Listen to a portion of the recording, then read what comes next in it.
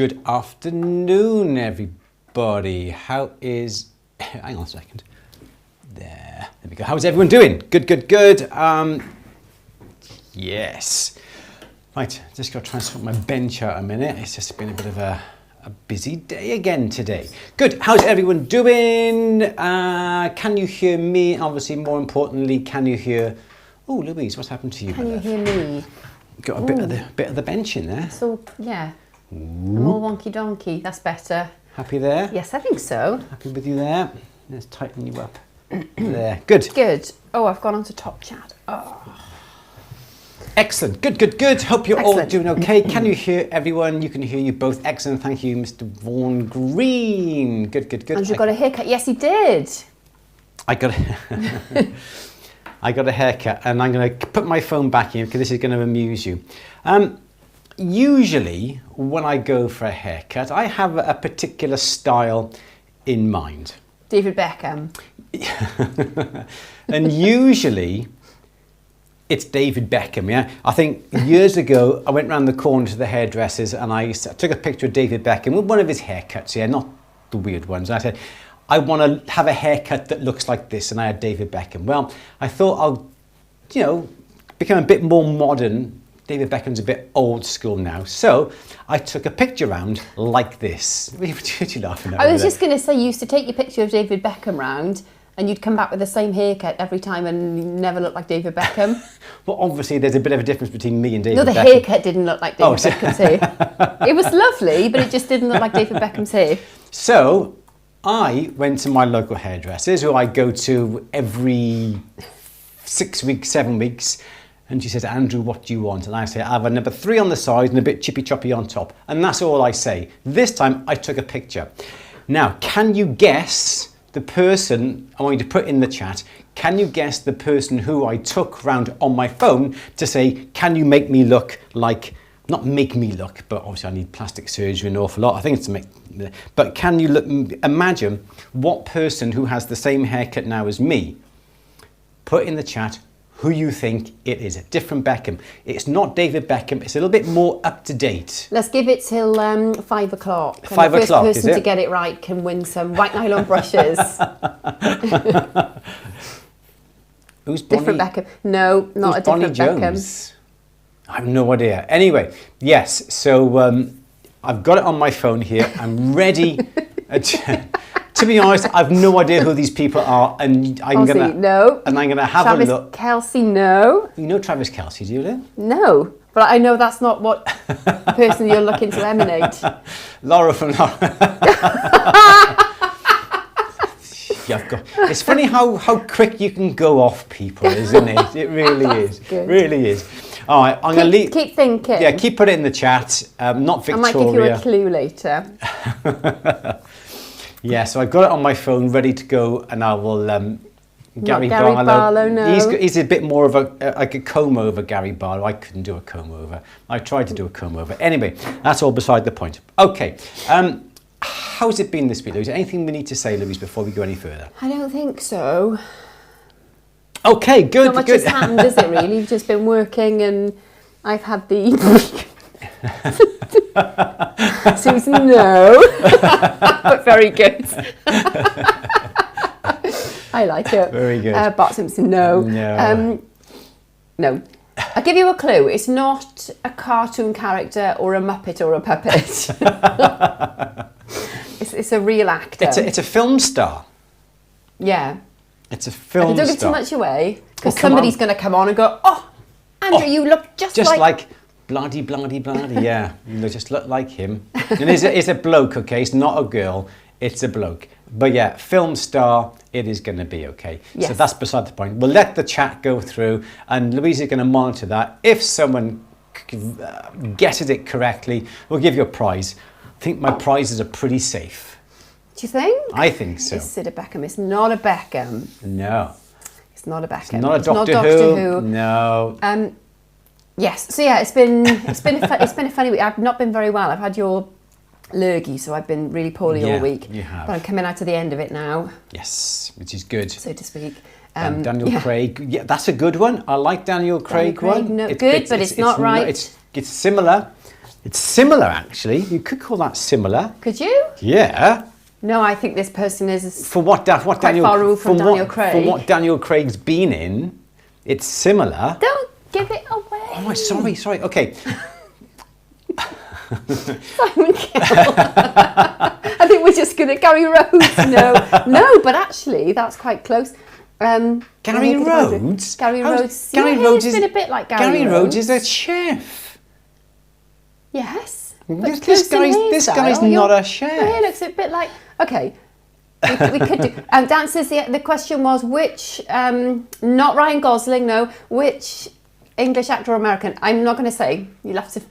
Yet. I might tell you later on if nobody gets it right. The question is, Andrew had his haircut. Which picture did he take to the hairdressers to model the hair on? Who's he trying to look like? Sherlock, no. Sean Connery, no. Pierce Brosnan, no. It's going to be very good. We're going to drop a few more clues as we go through the Q&A, I think, aren't we? Yeah, I got to keep a close eye on it now because somebody's going to get it right first, aren't they? I don't think so. Good. All right then. We've got nothing to say. There's not much to say. We got lots of things in the pipeline. Someone mentioned Tom Hardy. Ooh, but no. Ooh, Benedict Cumberbatch. No. Don King. Oh, thank you very much, Dance Who's with Don Arvak. King? Don King. He was. No, it's not Don King. So we got lots of things planned. Someone mentioned. I'm just gonna go back in the chat. Someone just mentioned about the diploma we're doing. Yes, at thebenchacademy.com. You don't have to buy the tools and the materials. The diploma we're going to be starting in September. Still putting together the prospectus. It may take another week before we get that ready. Just finalising some amazing photographs of the projects that we've done. That's going to be coming out to you over the next week or so. Okay, the next week or so. So if you are interested in getting a diploma from us, the At The Bench Academy, go to atthebenchacademy.com. It's £2,950. It's the equivalent of whatever it would be in the States, euros. The exchange rates, just check that out.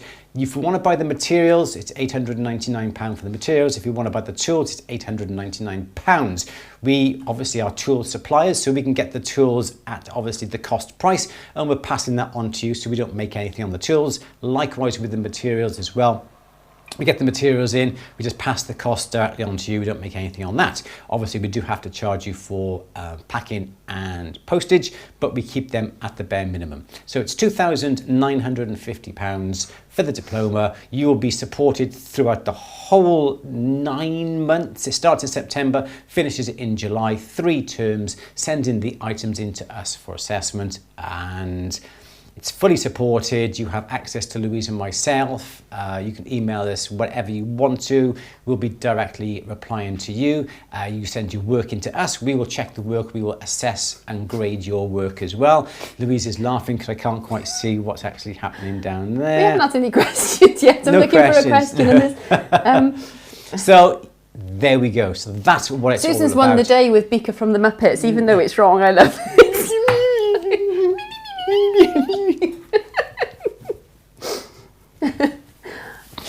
Yeah. Has anybody got a question? That's okay. So it's time, Louise, for our Q&A. The 12th of February. There is no Q&A next week, by the way, is there? No. Because we're not going to be here. We put we're doing stock taking as well, but Louise and I aren't going to be here next Monday, so there's no Q&A. So I'm afraid, sorry about that, but we're going to be stock taking as well on the store from Thursday and Friday and Monday, Tuesday of next week. This week and next week. So there's no store orders being sent out from Thursday onwards until Tuesday, but you can still place an order on the At The Bench store. So we're going to be asking you now for questions, because this is the Q&A on a Monday afternoon. So Louise, scroll back through all these. Matt Damon, I like that one. Rowan Atkinson. That was the one that really made me laugh. Yes, I don't think so. There's a question here. Let's say I was to send you something. Is it best to send it care of the shop? Yes. It is. Yes, yeah, please. That's HQ. Address it to Louise as well, please. So Louise, bury it. Homer Simpson, Donald Trump. Oh, this is so much fun. This is fun, isn't I it? love it. Homer Simpson. So should we have a question, Louise? I still haven't found a question. Right at the beginning. No. No? Okay, so we could just carry on this tab. So, I don't think I've checked. I've gone through the whole lots. We've answered Sandy's question, haven't we, at the beginning? Yeah. But I can't see another question at all. Susan is saying, Andrew, traditional bench pin or newfangled bench pin? All right, then we're lucky to have all the different types of bench pin. We have the New Concepts metal bench pin. I've got that downstairs. It is good, but I still prefer the old traditional wooden bench pin. The bench pin that New Concepts have done, the metal one, it is really, really good. I do like it. The problem is it's made of steel. As soon as your blade starts to cut into it, it starts to dull it slightly. But I sometimes use that particular peg if I'm doing some piercing because it doesn't necessarily wobble at all, doesn't move, and it's perfectly parallel with the floor. So sometimes I will put that on to pierce, but these particular bench pegs here, I do love them. This is a new one as it would come, and this is the one I've used for a few times. As you can see, we always cut out the V in there so it'll support the work. Bird throat pin, yes. Sorry, bird throat pin. That's what Susan was asking. Huh? Bird throat pin. Bird throat pin. Bird throat pin. What's a bird throat pin? I don't know. Bird throat pin, yes. Yes, good. Just saying. Okay. Yeah, so that is what I prefer. Obviously, you use it this way up if you're going to be doing some piercing, but usually then I would use it that way up. It goes into what I've got here is a it's a picture of my lap. Let's tighten that back up. I've got a GRS bench pin holder that fits into the GRS plate I've got on the side of me here. Does the shoulder one show it? No, it doesn't. Let's get that up so I can show that one there.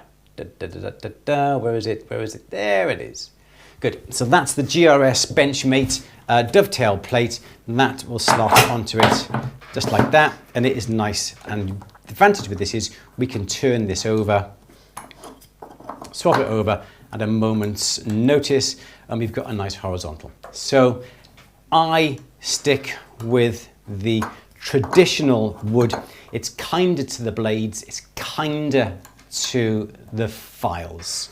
So that's how they start, that's how they end up over a period of a few years. And I did have an experiment on the peg I had downstairs. I didn't start the V shape, I just let the peg work its own way. And I have found that there is no V, but there's a slight V, but it does veer to the left because I'm right-handed.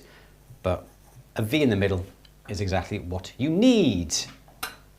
Yes, Louise? Good. Sunny, can you get back in the Eurozone, please?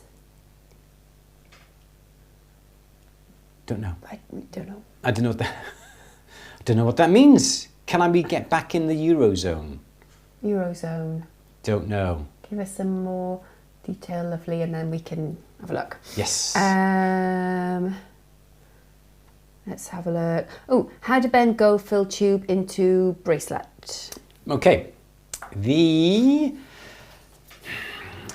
are several ways of doing it. If you try bend tubing, it's likely you can bend it so far, you take it too far and it will kink because the hole in the middle will collapse, and that's what you don't want. So the best way to stop the inside and the hole from collapsing is to fill it with something. You can put a copper wire into the tubing. Make sure you put some grease or some oil on it first, put it into the tubing, then you can bend it, and you can bend it then around a mandrel or bend it around a bangle mandrel, whatever you wanted to.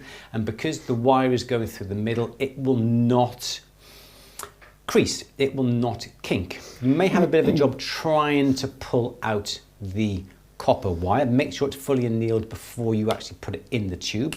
You can usually get it out by getting a draw plate and putting the draw plate back to front.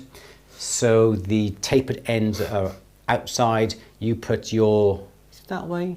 No, it's the other way around. M. Vaughan Green, yes! Ryan Reynolds!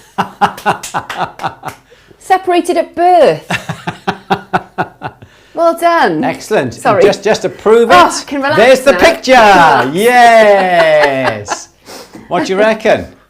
Similar? Pretty similar. Look at the likeness. Look at the likeness. This way. Separated at birth. Separated at birth. Yes. So there we go. So well done.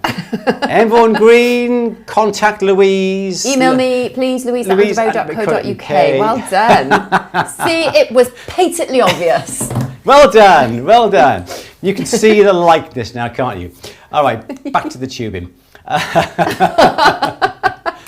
Good. Or you can get, depending on the size of your tubing, you can also get some very, very fine coiled spring to go inside the tubing. You can also put it on the outside the tubing as well and bend it.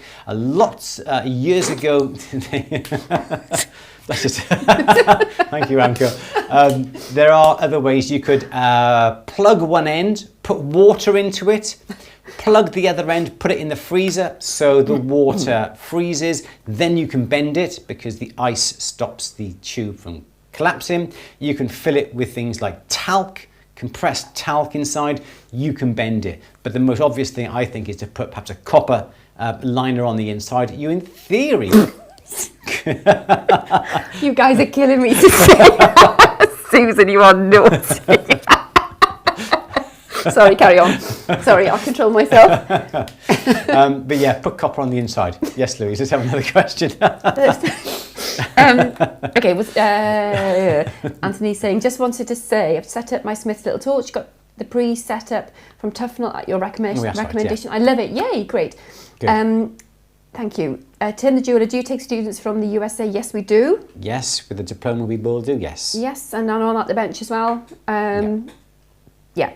I'm trying to put some neodymium magnets inside a copper capsule. Any ideas how to secure the magnets in the tube without soldering or epoxy? Okay, so without knowing the situation you're putting them in, you in theory could mount them, and you would mount them onto a non-ferrous perhaps framework. So what you can do is, I don't know the exact situation that you're planning on putting these magnets in, but the easiest way to mount something, and you can do this with things like flat back cabochons, is if you've got your sheet of metal, okay, and say your magnet is circular, or perhaps your cabochon is circular, make a hole slightly smaller than what your magnet is, okay?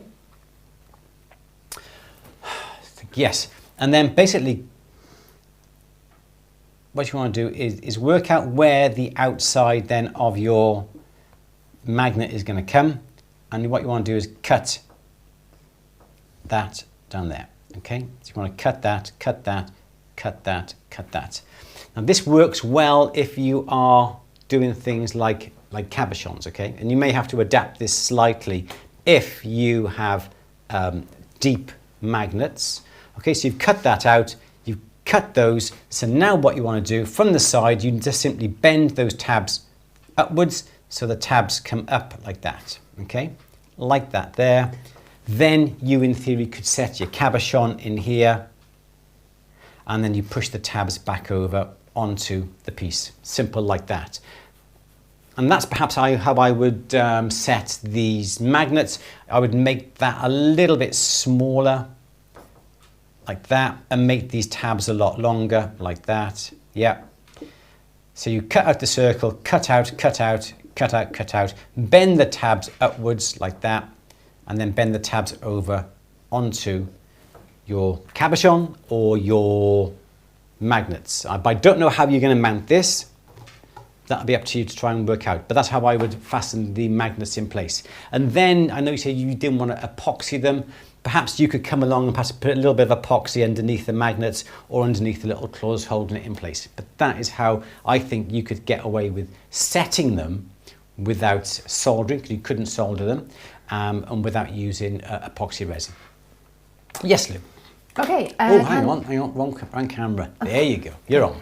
Candy is saying, is there a special way of annealing brass? I'm having difficulty annealing and all that happens is oxide just built up on the metal.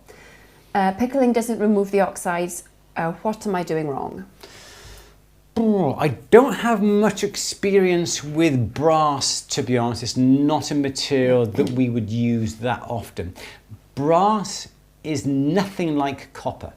Copper, when you anneal it, is really, really soft. Brass is never going to be like that. It is always going to be a tough metal regardless. I'm sure your best bet is to look up on Google with annealing brass. That would be the best bet. Sometimes, as you say, pickling won't clear the oxides off, although if you do have a nice warm bit of safety pickle, it should remove the oxides. But don't expect it to move like copper. It'll still be hard, it'll still be stiff, but that's all the advice I can really give. I'm not an expert with brass. Perhaps I should actually brush up on my brass, but I'm afraid I don't. But check on what you need to do with annealing on Google, but it will still be hard. Nothing like copper. Yes? Okay, Penny saying, how do you cut out the V? I guess it's the the peg, yeah. bare bench peg. Yeah, you just simply get your piercing saw and just do that. Cut out a V, put a nice thick blade in. You could get a small little junior hacksaw to cut that V into it. That's all you really need. Just a simple wood saw. If you're stuck, perhaps a number 6 blade in your piercing saw just to do the V. I would try and perhaps draw it first of all, make it sure it's nice and central, make sure the V comes along nice and even like that. But yeah, your piercing saw, start here, cut to there, and then cut that side, and you can make up the V, no worries at all. Good.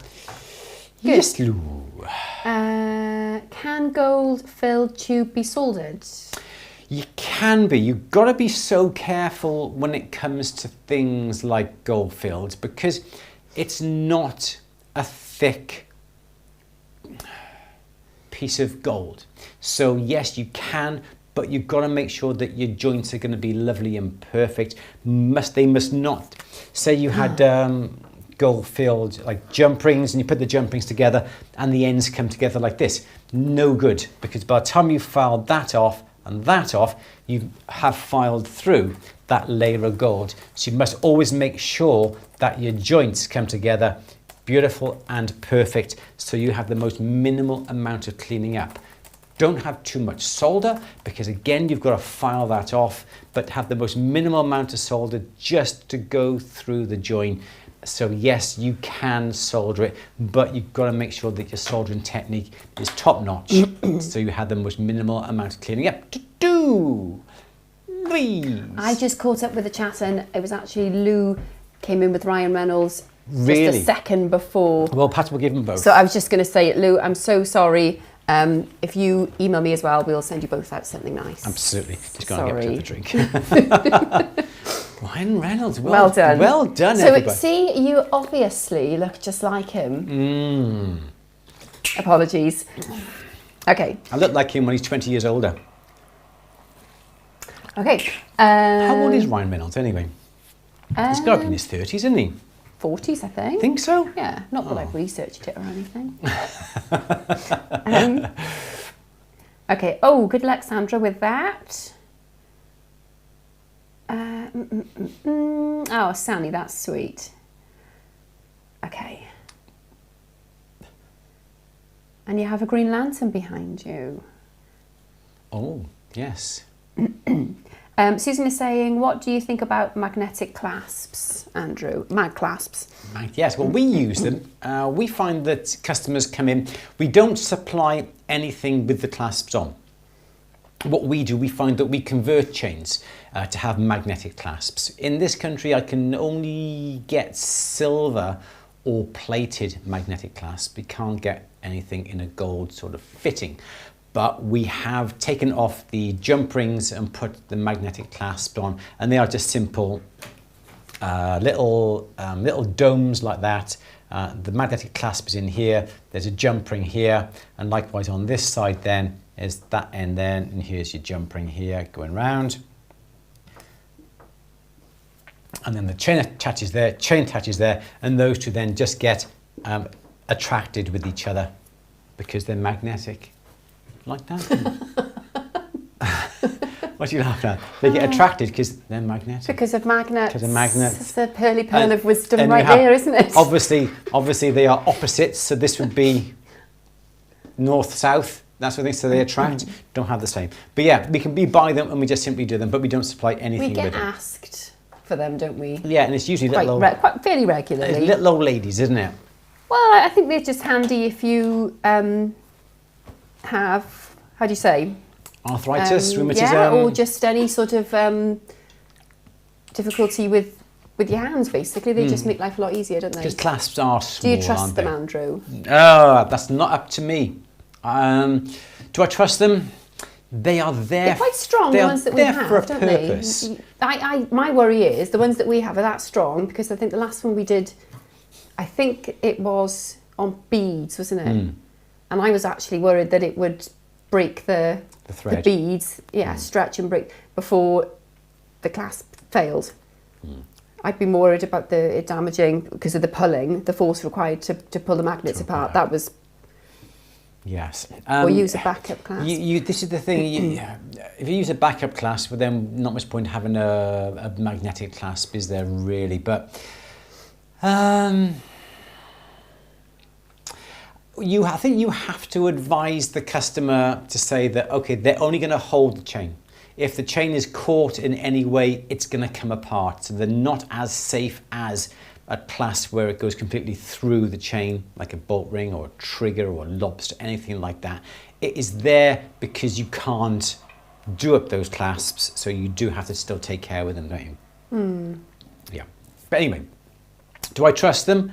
To a certain degree. Obviously, you can't be with that person 24 hours a day making sure they don't catch the chain. You shouldn't be following them around at all, should you, really? Well, obviously, no. It'd be a bit strange if I did follow that person around for 24 hours a day, making sure, don't mind that chain, don't press. Yeah. So, yeah, it's up to the person to be responsible. Yes. Okay. Magnetic clasps. I bought non-silver / gold magnetic clasps. Took the magnets out and made a mould of the holders. Can make them in silver and gold now. Yeah, very good. Cool. Good idea. Sally is saying, I have a question. When I make an earring, so a pendant earring, how can I best close the rings underneath? Because if I solder, the entire earring will melt. A pendant earring, how best can I close the rings underneath?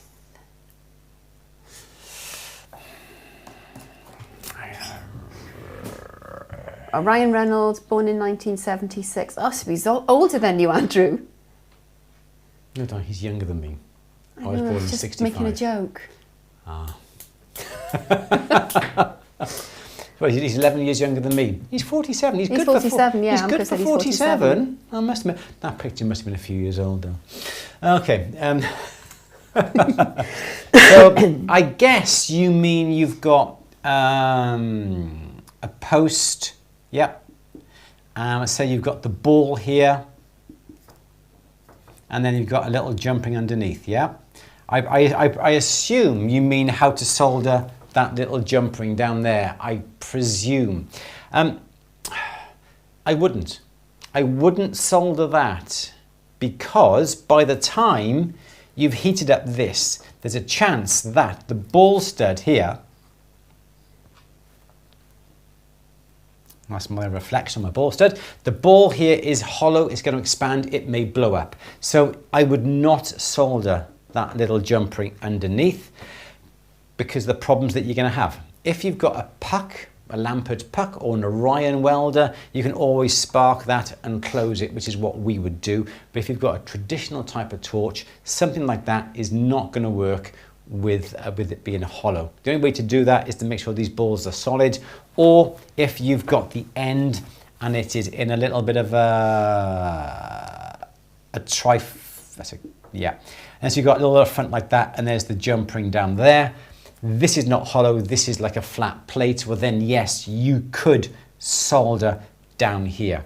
And I would solder that by dropping my, and I would have that so that actually pointed upwards like this. There's the ring, there's that upside down, and use the post. I would then perhaps put that, this is upside down, yep. There's the post up here. I would put that in cool heat all around here to protect that, and then I would solder the jump ring on there. I would do it that way. Okay? It's not noise all the time. My ass is warming up. Just your click, click, click. Yes, there we go. That's how I would do it. I think that's what you mean. If it's not, just put it in the chat. Good. Yes, Lou. Marilyn says, how do you clean copper? And unplug it for you, Louise. Okay, how do you clean copper? The same way as you have silver and gold. So you would still go through all the grades of emery paper. Then you polish it. You polish it with a pre-polish, like a Tripoli, or then you come along then with a nice soft mop and you use some rouge. The problem being, as soon as you've polished it, it starts to oxidize. The copper reacts with the oxygen and it starts to oxidize straight away. So if you want to keep the copper nice and shiny, you've got to keep polishing it, or perhaps you could put some spray lacquer over it to protect the surface, or you get something called Renaissance wax just to put on the surface so the air, the oxygen, does not get onto the surface to discolor it. I polished up something in copper on Friday, looked at it today, and it has now started to oxidize already. That's simply over the weekend. That's simply just lying. In fact, that was in a little box. So as soon as you've polished it, you've got to try and protect it or be prepared to keep on polishing it. But I would use the same mops as I do with copper, as I do with silver, as I do with gold, because it's exactly the same technique. Go through the same amount of grits, Tripoli, rouge to finish it, and it should be lovely and polished. No difference. Yes, Louise.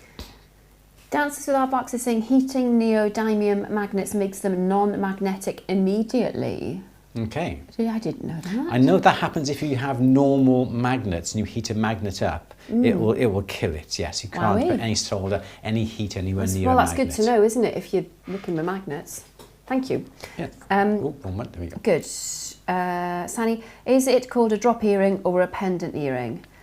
Either, I guess. I think I say drop earrings, but it might be different. That's in the UK. We say drop earring or dangly earring. But if I was going to describe something on the website or to a customer, I would say drop earring. Yeah, as opposed to a stud, an on-ear type of earring. Yeah. Yeah, definitely. Yeah. Okay. What is your amp setting on your PUK welder, Andrew? I want to build one. Susan? I have no idea. No idea. It doesn't work in amps. It works in amps, maybe joules in the UK.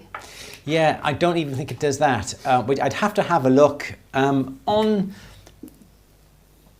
the welder. There's a screen, and on the screen you've got about 4 different types of settings. You've got the Puck 6 is slightly different, so you've got one knob. In fact, this has one knob as well. And then it has the range up here. One is for, I can't remember. One is microseconds, that's the length of the spark, and the other one is the power setting. I don't know. Okay, but I do know if I want to do a very fine chain, you push this little button here, which gives you the small spark, and then you can adjust the power, and you can also adjust the time. So if I was pucking the thinnest chain possible from the cheapest, nastiest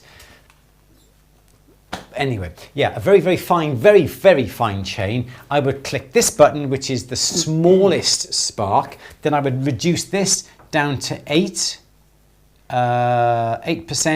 and this I would reduce this down to about 4 microseconds or milliseconds, and that would be enough then to do the finest chains.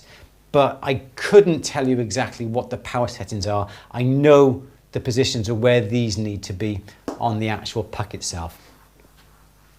If you're going to build one, good luck to you. That's how Lampert started.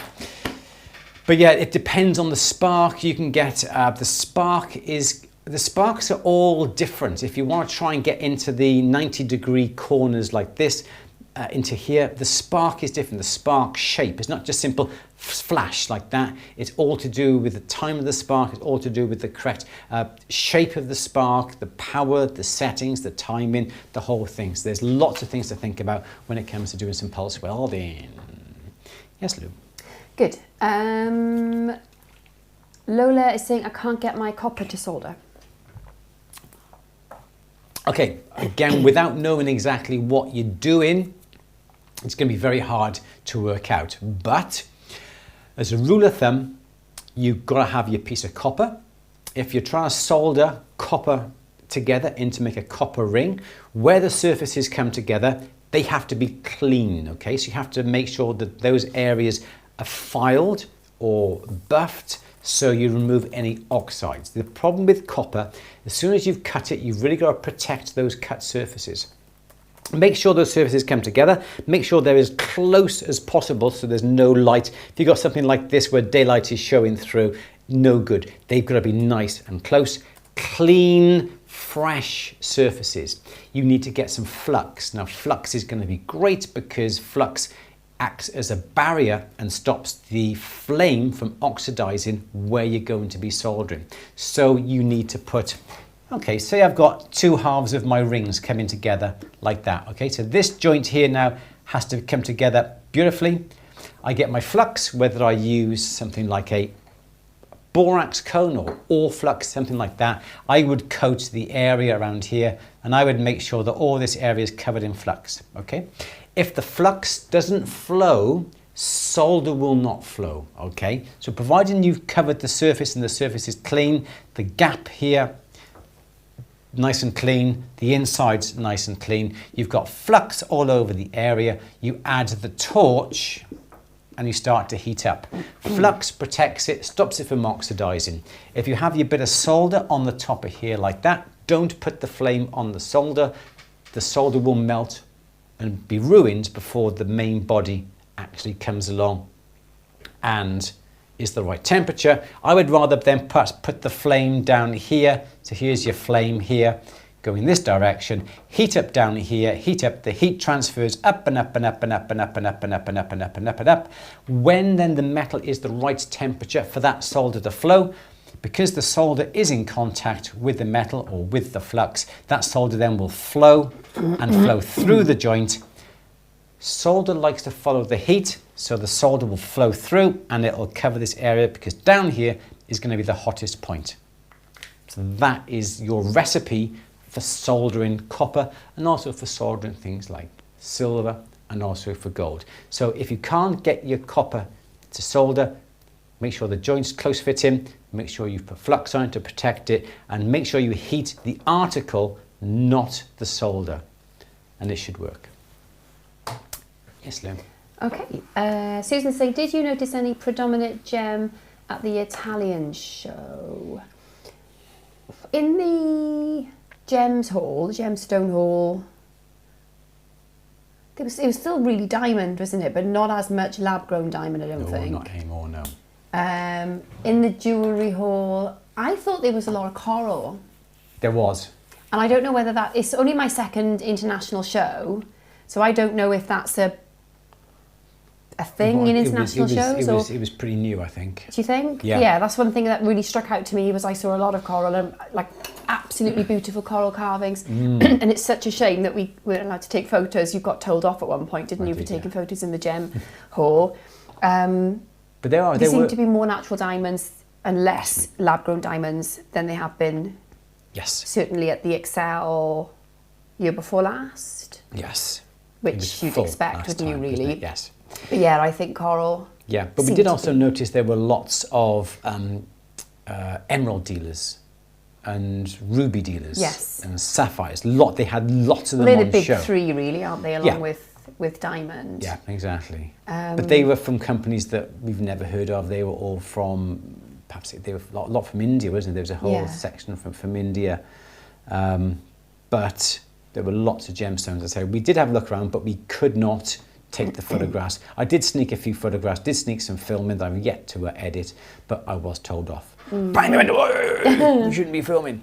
Yeah. It's funny, isn't it? Because coral's a protected stone, isn't it? So it's whether that's going to become mainstream or sources. It's quite an interesting one, isn't it? Because last year before, it was malachite, wasn't it? We saw malachite everywhere.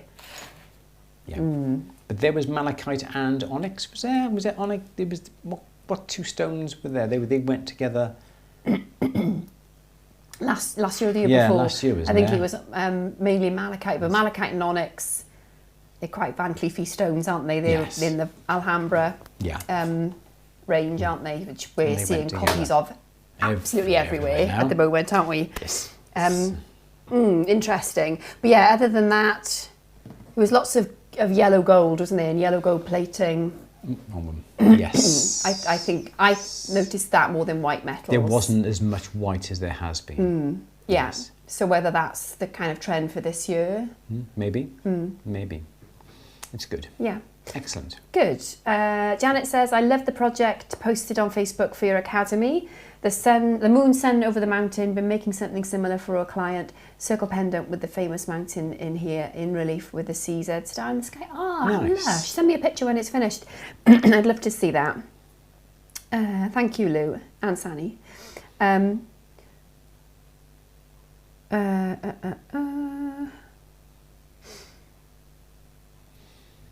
Okay. Thank you, Helena. Oh, thank you, Lou. Isn't coral a no-no? Yeah, exactly. This is what I couldn't understand, but there was a lot of it. Yes. And if it suddenly becomes, mainstream, it's going to be synthetic coral, isn't there? So, hopefully we're not going to see anything that's going to spark it. Can you grow it in a lab? Well, synthetic, I should say imitation, sorry, not synthetic. You're quite right to pull me up, Andrew, because synthetic is quite different to an imitation, as we know. So yeah, that's what I meant to say. It was red, red coral, wasn't it, Pink? But isn't it only illegal to take it from, like, Great Barrier Reef? There's only there's one area that is protected, so perhaps it's not protected from other areas. I don't know, I'll do some research into that. Yes. The other thing we saw, which I love, is we saw en tremblant jewellery, didn't we? Oh, we did. And we saw, I can't remember the name of it was a luxury jeweller, wasn't it? Yes. In the fine jewellery hall. Oh, yes. And We loved that. I was fascinated because it was a ring with springs. It was a butterfly, wasn't it, with springs underneath the wings. So when you moved your hand, the wings fluttered. Yeah, it was gorgeous. It was white gold and set with diamonds, I think, wasn't it? White gold. Was it white gold set with diamonds? Yeah. And it was just stunning. We saw that, and Roberto coin. Was that was en tremblant as well? One or two of those pieces. Yeah. And I just love it. It just fascinates me. I can't find. I've got the pictures, but I don't have Beyonce ring. Yeah, I think Beyonce's might have been Van Cleef. So this was. But she got rid of it. I think she wore it once, and then that was that. I don't know whether she hired it or was loaned it. But you put your hand in your bag, and then that's broke, absolutely. isn't it? So there's the picture. That's what we had, and it was. I couldn't believe she let me try it on. Actually, fully diamond set, wasn't it? Just wanted in and asked, yeah. But it was good, wasn't it? Yeah. Just wanted to see the springs and to see how it worked, and really cool. It was really, really cool, and yeah, lovely to try on. So yeah, we are still planning a workshop on how to do that, but I'm just going to need to get the mechanics and everything involved in to do that. But yeah, we shall be doing a little bit of a workshop when it comes to that. Excellent. Good. Probably safer as a brooch, isn't it? Yes. wouldn't And trust something it as that a you're going to ring. wear on your finger, Or a or brooch in to your wear on a hair. coat. Yeah, because hopefully it's not going to come to any danger in your hair. So yeah, like a hair clip or a hair pin, it would Good work idea, really wouldn't it? well. Yeah, that would be Yes. lovely because it would just kind of flutter about on In your head hair. then. As if you've had a bit of- Nice. Good. Good. Sally says, I'm a self-learner and normally do not get such a personal answer to your questions. Usually you have to pay a lot of money for it, so I appreciate this Q&A. Oh, fabulous. Tell your What friends. do you think tell about your France only calling gemstones synthetic and not lab grown? They're actually the same thing, aren't they? This is the thing. Synthetic the word synthetic in gemology means synthesized, so it's chemically the same as its natural counterpart, but grown in a laboratory or manufactured, man-made. Whereas an imitation is something which resembles the natural counterpart, but it actually isn't. It isn't chemically, optically, it isn't the same, which a synthetic would be. So this is the thing, isn't it? We know that in the industry, but do the public know that? Exactly. So when we're saying synthetic diamonds, It doesn't sound as if they're diamonds because it's synthetic, and people's idea of synthetic means. I always think synthetic cream, it's not cream, is it? Synthetic cream is made up of, I don't know, but it doesn't taste the same. What do you have in that? It's not the same. In your donuts, things like that. Yes. It's different, isn't it? Yeah, it's not real cream. It's not the you same. can tell, but Yeah. with a synthetic diamond, if you looked at it, your experience of it is the same, Exactly isn't the it? same. It's only when you test it, Yes. or when you pay for it, hopefully, there's a big difference. Exactly. But if you Same eat with- synthetic cream and natural cream, you can tell which is which immediately. Exactly. So from a consumer point of view, it can be quite confusing. Mm-hmm. And did you know we're not supposed to be calling them lab-grown diamonds That's anymore? yes. We can call them laboratory-grown diamonds because lab-grown diamonds is a no-no, according to the NAJ, and we all should be using the right And what does nomenclature. Sibjo say as well? Sibjo, I would have thought would be the same. Yeah. Yeah. Okay. So yeah, synthetic or laboratory-grown are the correct. Terminology to use. Yeah. Excellent. Yeah. Thanks. But we know they're not grown in a laboratory, are they? They're grown in grown factories, aren't they, really? Yeah. And you say, well, I got a factory-grown diamond. It doesn't sound as good as laboratory-grown. Because you expect people walking around in their white coats and their vessels and things like that, growing the diamonds, but it's on a massive scale, isn't it? Lab-grown, yeah. So it does sounds really scientific. Yeah. Synthetic sapphire, etc. Had the fakes. I started watching a brilliant webinar. If you're interested in the whole laboratory-grown diamond story, Martin Rappaport has done a wonderful webinar. We'll have to post the link. Okay. Just basically explaining the impact it's having on the natural diamond industry. It's about 2 hours long, so you do need a little bit of time. This is why I ran out of time and I've only watched half of it. But it's brilliant. He's a really, really inspiring person to watch. And it's just interesting. It's really, really interesting. So perhaps we'll post the link. Can anyone watch that? I think so. I signed up for the webinar and missed it because we were in Italy. Yeah. We'll post the link up and hopefully you can sign up for it. You just put your email address in and you can just hopefully get the watch it if you haven't pre-signed up for it. But I don't know if it's going to work, but I'll post the link anyway. Put it on Facebook, is it? Yeah. Yes. So follow us on Facebook at The Bench. No, it's not on Facebook. We can put it on Facebook though. That's what I mean. Yeah, we can put it on Yeah. Facebook, yes. Yes. Yeah, okay. Let's do that. Good. Yeah, it's really, really good. Okay. Harish, I think you need to be logged in on Google, YouTube to be able to see the like button. Okay. Coral is the Pantone colour of this year, so probably an influence. Yeah. Interesting. Yeah, it's, what's it, peach fuzz? Is that what they call it, is it? I think it's peach fuzz, yeah. So it's like Pantone? a peachy, a soft peach. Okay. Pantone colour. I'm just going to do a bit of... It is well done, peach fuzz. Yeah. It's a light, delicate shade that sits between pink and orange. It's the 25th anniversary as well of Pantone colour. Is it? What about London Blue? Is this a very popular stone now? London Blue Topaz. It's always quite popular. It's always a good stone. It always looks great against white, doesn't it? It's like London Blue Topaz, Peridot, those sort of nice, bright, vibrant colours are always good. There was a stage when we used to sell quite a few sort of nice London Blue Topaz rings, but predominantly set in white gold. But yeah, they're always popular, yes. Okay. Where are we? David said I would not use coral either. Yeah, it is an endangered species, isn't it? So... Don't know. Yeah. Perhaps there are areas that you can get coral. I don't know. We have to do a bit more research. Absolutely. It's something that we don't know much about. Andrew, do you make your own gold solder? No. No, I don't make my own solder. I don't have the time to do it. It's for me, it's easier just to ring up the suppliers and get it in, because if I do it today, I get it tomorrow. I could, in theory, make the solder and have it today as well if I make it today, but I've got to buy the copper, I've got to buy the metal, I've got to buy whatever it is you add to the copper, to the solder to make it. The chance it's not going to work, and perhaps it may not even be consistent. I find it easier to buy it, I'm afraid. Although a lot of people would say they try to make their own and it works well. I have never tried. I'm a bit lazy. I would rather pick up the phone and go, here mate, send us some easy 9-carat yellow solder. Yes, Lou. Good.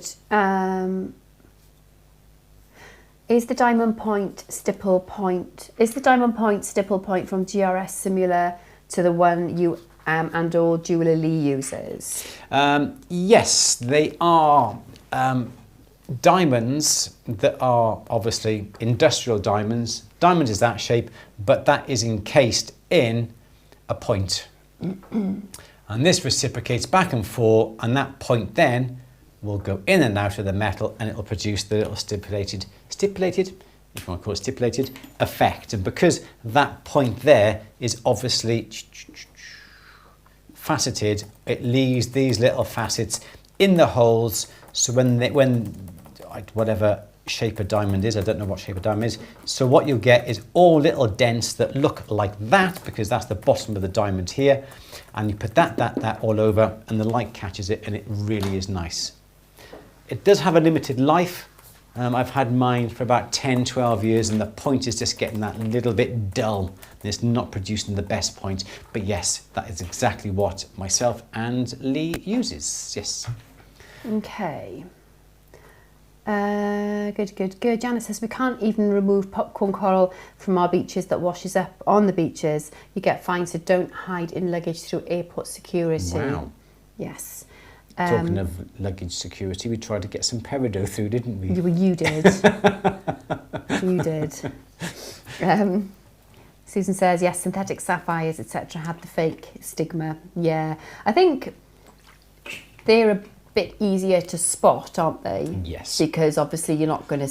Well, you might see a completely flawless ruby, but the majority on the commercial market are treated, included, and you might see, if you look with your loop, you might see growth lines in a synthetic sapphire, which is a bit of a giveaway. But if you look at laboratory grown diamonds, can't see. You can't see, can you? Can't see. And plus, I think the colour of laboratory grown rubies and emeralds, they will try and produce the best colour because they can. Whereas with the diamonds, they can only do that colour. They can't do anything less, can they? Because it's all laboratory grown, can they have diamonds that are lower colour? Lower colour than like D's and E's and F's? Why would they? Because they exactly. So they're more likely to produce diamonds that are the best colour. But the laboratory grown diamond screeners don't work on stones lower than a colour K, I think. K, you said, yeah. I think it's K. Don't quote me, but you know, even then there's limitations, isn't there? But then hopefully I don't know whether they synthesize stones of that colour anyway, but then you need to know how to recognise that colour to know that the laboratory test is not going to work. So either way, you still need to have some training in recognising it without just relying on machines. Exactly. So no machine is ever going to be completely foolproof, and then before long they're going to be obsolete, and we're going to need new machines because manufacturers will find ways to circumnavigate the limitations or the original machines. Exactly, yeah. So and you're finally it's worrying, isn't it? And you're finally going on your laboratory diamond identification course. I am. Finally. Yay. Over Easter. Yes, so I'm excited about that. Looking forward to hearing all about that. Yes. Okay. Lab-grown sounds scientific. Yes. Sanny's saying, where do you buy the best stones? I mean, example, peridot. Are there special places for that? Where are you, Sanny? I think you said Belgium earlier. In the UK, we use Ward's Gemstones. Yeah, pretty much. I don't know if anybody in Belgium can help Sanny out with their question about a good place to get stones. That would be great. That'd be good to hear. Beth, synthetic is often just coloured glass. That would be an imitation. Yeah. Because a synthetic would have to be chemically, optically the same as the natural. Yeah. The natural stone. So glass is a different material, so that would be an imitation. Can't wait for the Tremblant workshop. Me too. I'm so excited for it. I just want a bit of trembly jewellery. Is lab a stigma word?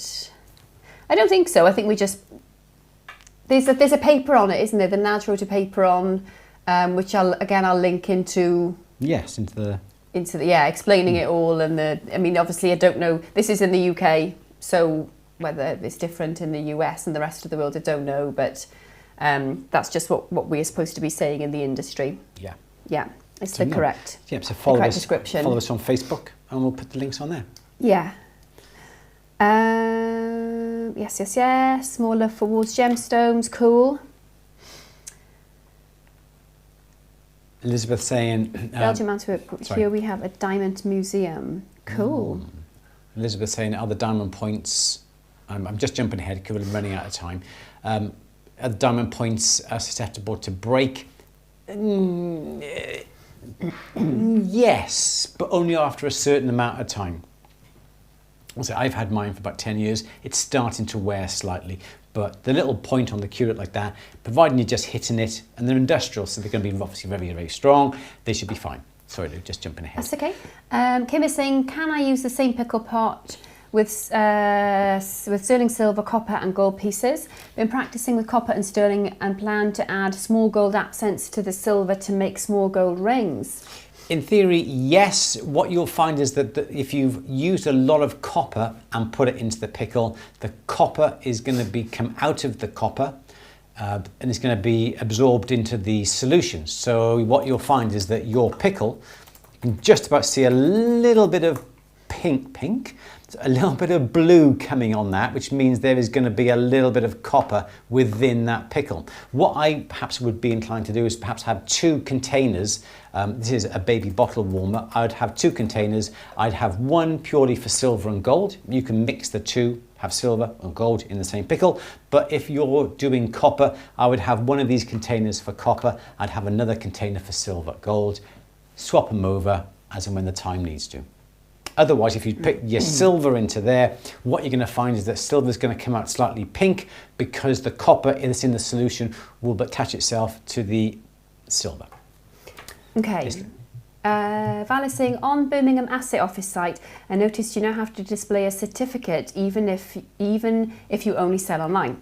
Does that apply if you are not registered, just selling small items that are exempt? I would say yes. Yes, it is. Because then it kind of rationalises the exemption, doesn't it? Yes, you do. So even if you're not it's just showing that you've acknowledged the rules. And it is in the Trades Description Act. If you sell precious metals, you have to display it. It is the law. And if trading standards come round to your shop or to your premises and you do not have the notice, they can fine you. Even if you have a market stall, you still have to have the notice displayed if you sell precious metals. Yes, you do. Good. Good. One last question, because we do have to Dan go. We've says, got a I draw man the coming line about a at fence. Laboratory grown diamonds. Yeah, watch Martin Rappaport's webinar on it. He's absolutely fascinating. I love it. It's brilliant. Norbert says, when using gold-filled wire, do I need to use gold solder? Ideally, yes. Otherwise, this is going to show. Yes, good. I think... Oh, Pretty much it. I think so. I think that's it. Good. Susan saying, have you black lighted your synthetic diamond? Is that a fluorescent light? I think we call that. I don't know if that would be terribly useful because the laboratory grown diamond screeners work on phosphorescence. Yes. Yeah, and that's the only way that you're going to see. Yeah. And some, I think like 30% of natural diamonds will fluoresce, so I don't know if that would be terribly useful. I might be wrong. But you'll soon know when you come back from I'll your soon course. know. Yes, I will soon know. Good. Yeah. Excellent. Everyone, we're going to have to disappear. We've got a man coming about a fence. I didn't know that. He's coming this afternoon, 5:30. Okay, Yes. well, we better go then. We have two fencing posts that are slightly deteriorated that we've got to have a man up to have a look at that. So we're going to leave you for this afternoon.